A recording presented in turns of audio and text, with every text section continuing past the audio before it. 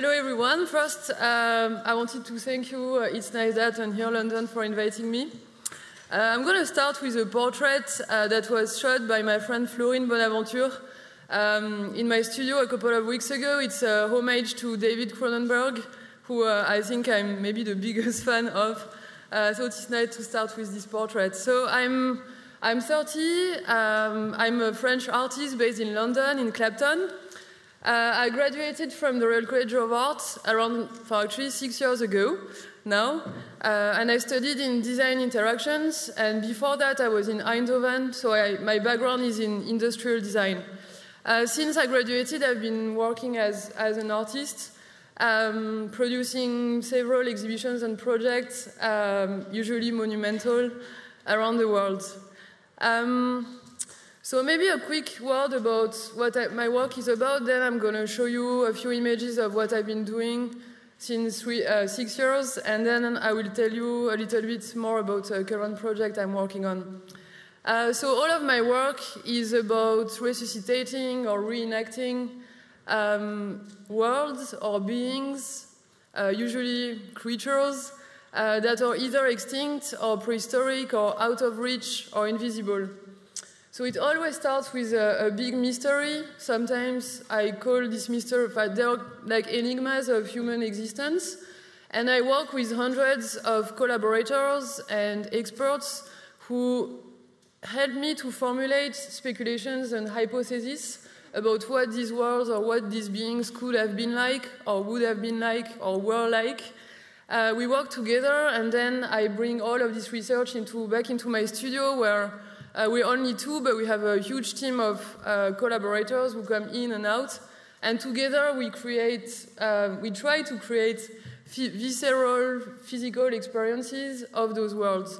So usually they are highly specific, and they are made of monumental sculptures, voices, sounds, sometimes lights, etc.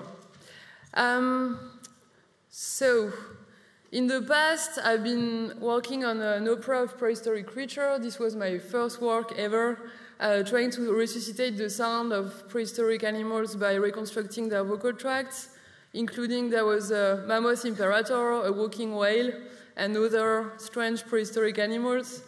I've been recreating real hybrid creatures based on Egyptian gods that were kind of fed with alligator blood and hippopotamus milk that I sourced in different areas of the world, and that I injected in those sculptures who were able to produce real elixirs of life. I've also created in the back on this picture a deadly fresco that has been pigmented with a yellow black mamba venom that I sourced in Florida last year. I've also been working on recreating all the extinct languages that Cleopatra used to speak. So 9 different languages that I had to... I chose to work on a love song from her era, and then I worked with different experts around the world, again, archaeologists, but also sometimes kind of random people that I find through internet who speak a language today that is the closest equivalent to the extinct language. And I recreated Cleopatra's voice with a team of voice engineers from a laboratory in Cambridge who are specialized in engineering voices, synthetic voices. I'm going to play it now. Ipagogus toi oma ton blemati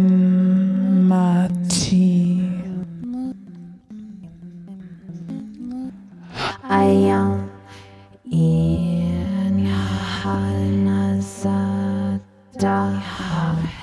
mogereya.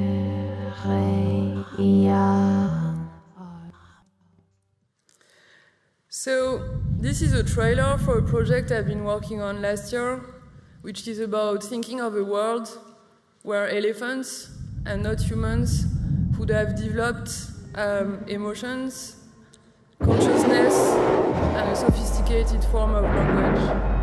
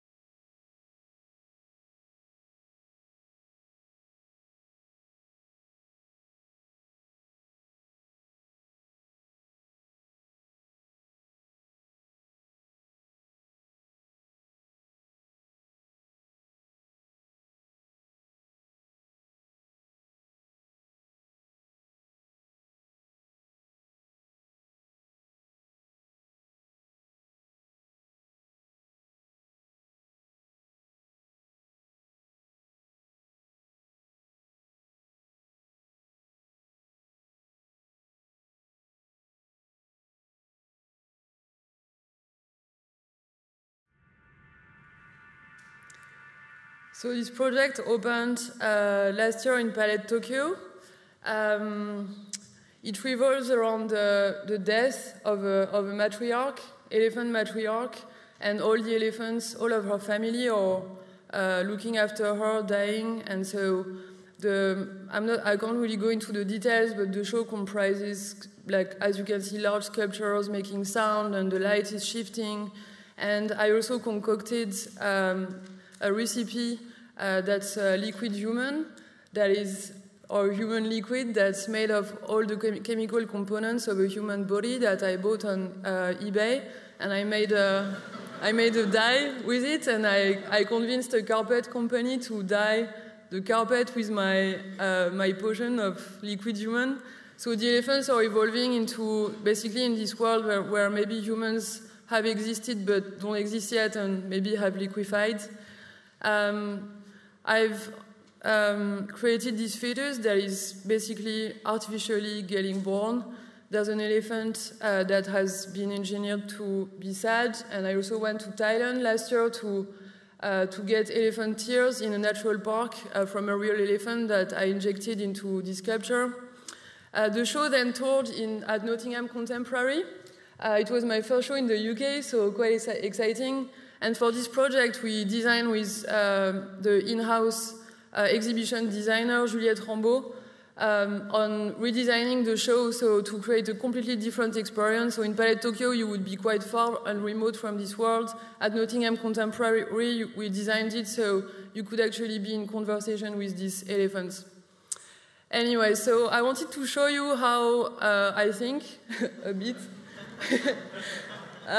This is a map I've done a couple of months ago of basically a map of all my projects and how I see them existing in, together. So on the horizontal axis is the time. I mean, I don't think time is linear, but I had to find a way to start my map, so let's assume time is linear. On the left side is a historical past. On the right side is the future, maybe some kind of promise of a future. And on the vertical axis, it's deep in the ground where I excavate evidence with paleontologists and archaeologists, etc., for all my projects, and I bring them back to the surface. And on the top is high in the sky when I recreate immaterial voices or beings that are maybe somewhere in the cloud. And from what I saw from all my previous projects, all my work is about creating parallels between different times and places, and always reviving something and bringing back into another place or another time. So now I wanted to tell you a bit about my new project. It's really fresh. I'm just coming back from New York and Berlin a couple of days ago, so I set up the first steps of that project. I started with a new map I was researching on the origin of war. Again, working with archaeologists from the British Museum on who have been excavating evidence of the first war that happened in Sudan. It's called Site 117. And on a parallel route, I was working on the Sphinx figure. So it was kind of two research that were at first separated, but then I understood there was a link between them. So about the Sphinx, basically I was interested in the idea that maybe it's a speculation. The Sphinx are the direct biological ancestors to security gates today. Why? Because from what I understand, Sphinxes were designed to protect cities and humans against potential enemies. And that's actually also what security gates are doing. But the Sphinx in Greek mythology is also devouring people who were not able to answer its riddle. So by protecting you, it can also devour you. And that's what I think security gates are doing today in a much more abstract way. So I will take you through my show. So the project is called Riddles. It comes from the Riddle of the Sphinx. And it's a one-year project that comprises one solo show in my gallery in New York that opened 2 weeks ago, a monumental sculpture on the High Line in New York. And then I'm working on, and then I opened the show also at the Schinkel Pavilion in Berlin, that is also part of the project. And then we are now working on a monumental installation for Versailles that should open in October. So this is in New York. So I'm just going to take you through the show quickly and explain to you how this show is about the birth of the Sphinx. So at first, you're in the first gallery, and it's completely empty. The only thing you can see is those eyes. So they look like they refer to security gates, but they've been hand-blown by a glass blower in Paris. So they become more organic, and in a way they become vulture eyes, like Sphinx eyes.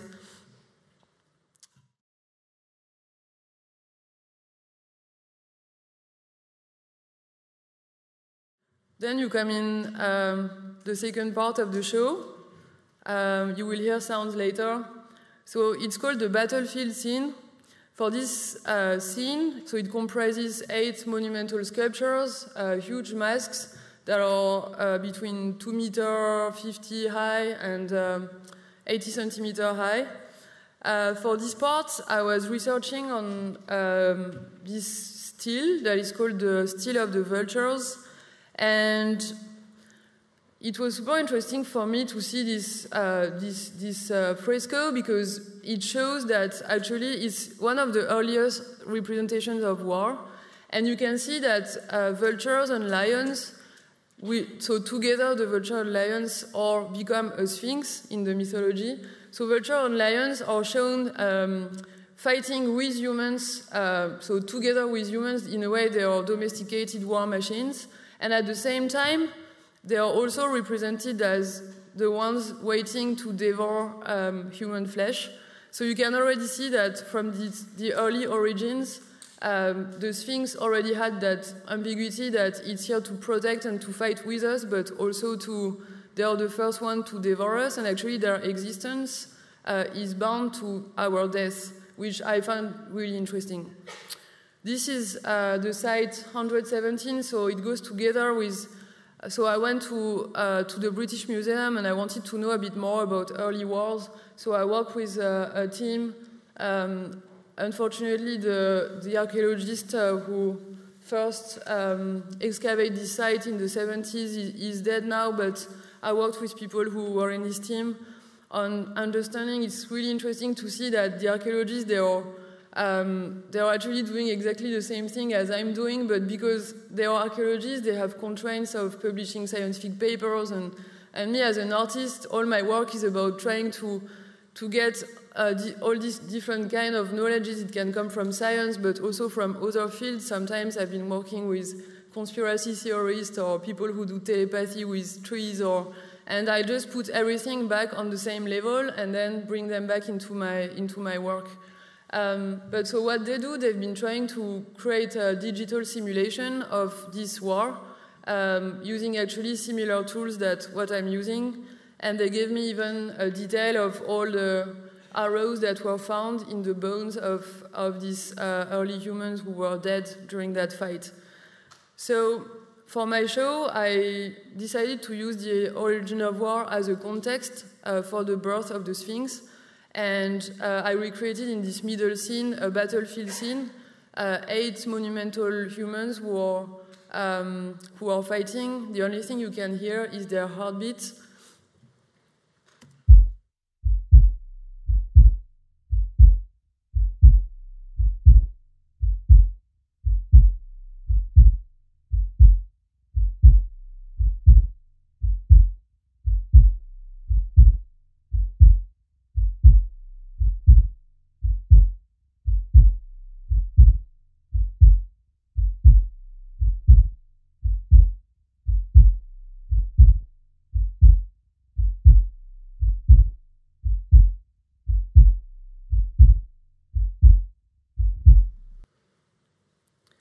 And in the final scene, this is in the last room, you're facing a Sphinx that is mutating. It looks like a vulture with 3 heads, and in the story it's becoming a Sphinx. It's kind of sitting on these tanks that are also filled with liquid human. When you're in the show, you don't really know if they also remind of like the early war scenes when you see the vultures kind of flying and waiting for the blood to be spread on the ground so they could start to devour that flesh and that blood. And then the pieces that you see that are in latex, the beige pieces, they are based on, they are called raptors, and they are pieces I found in the security industry. So they are actually used to protect industrial zones. And we worked in the studio in like they were enlarged and casted in artificial human skin.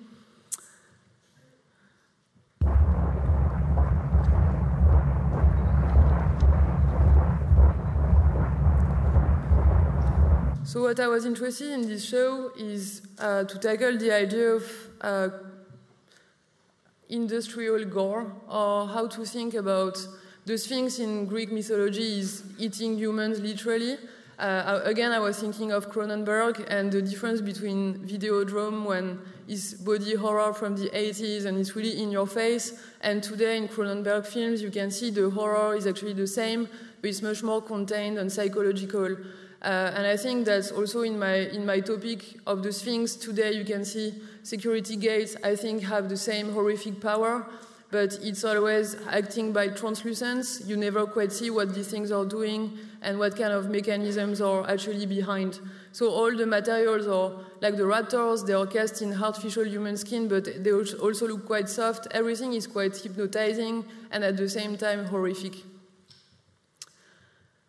So I wanted to show you the liquid human recipe, because it's inspired quite a lot of journalists. Every time they come to my studio, it's always the point of focus.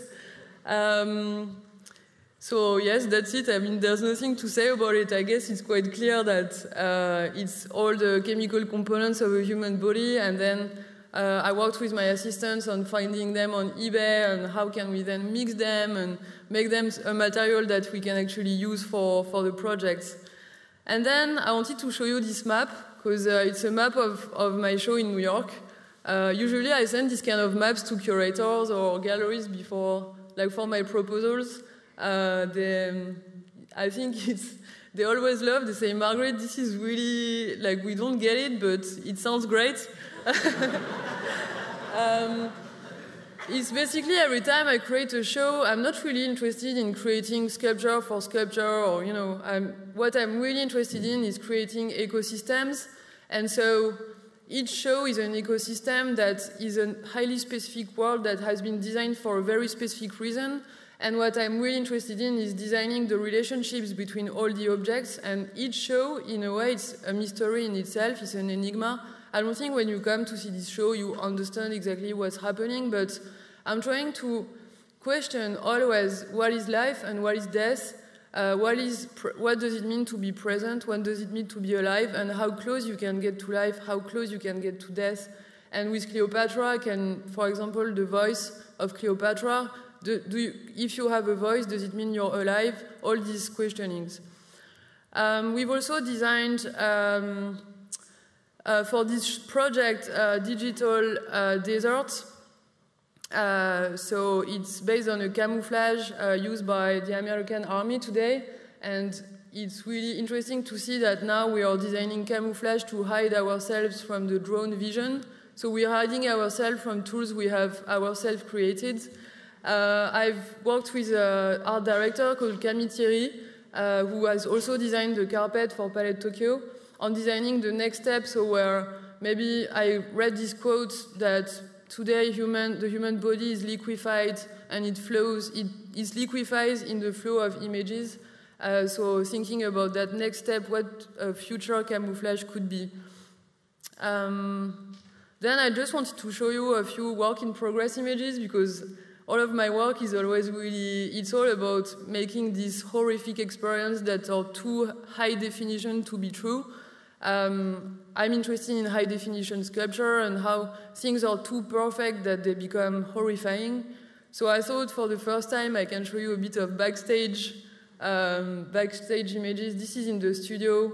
Not in my studio, I work with model makers in London and in France with glass blowers. This is a picture of one of the huge crates that arrived in New York. So we also have to design all the crates. There's quite a lot of different crafts involved in the project. This is the truck that we saw arriving at the New York Gallery. To be honest, I didn't think it would be so big. It was quite impressive. Parts of the piece that we are building for the High Line. So it's a huge sphinx that that is allergic to mankind. So it's been accelerated and it's basically protecting planet Earth from mankind. I use a lot of high technologies like 5-axis machines, sculpting my work from 3D models. Also, we work with engineers who design structures for specific contexts. Like on the High Line, there's a lot of wind, so you have to think about how it's not going to fly on the 24th Street. In the workshop, this to show you the scale. Some inspiration. I went to Heathrow a couple of months ago and I saw what I think are abstractions of a sphinx. They are gates, but they also look like sphinxes, like I imagine it's their back and their two legs like this. So I thought, what is a sphinx what if we could create an industrial sphinx today? Maybe it would be this gate. Even we designed all the hidden things into the objects, or with a great care, like the electronic engineer who is working with us. He always puts a symbol for each project to protect, like a god to protect the project. So this is Anubis in the middle, and you can't see it, it's in the light in the entrance, but I still think it's quite nice. And this is a part of the team. This is my last slide. I wanted to show you my ecosystem, because a lot of people ask me, Margaret, you're 30, you're alone, how do you do all that? And I'm not a superwoman. I work with hundreds of people. So I thought it would be nice to just show you this. So maybe I'm going to go through it quickly because, again, maybe in my brain it's clear, but for the rest of the world it's not so clear. So on the left you have my gallery. So in the past I've been working a lot with grants, and I still do sometimes, but now I'm represented by a gallery in Brussels and New York. And they support me. First, they support me in general for everything. We're on the phone almost every day. They also support my production. And also, there's a huge team of artists who are connected to the gallery, who most of them became great friends and are connected also conceptually.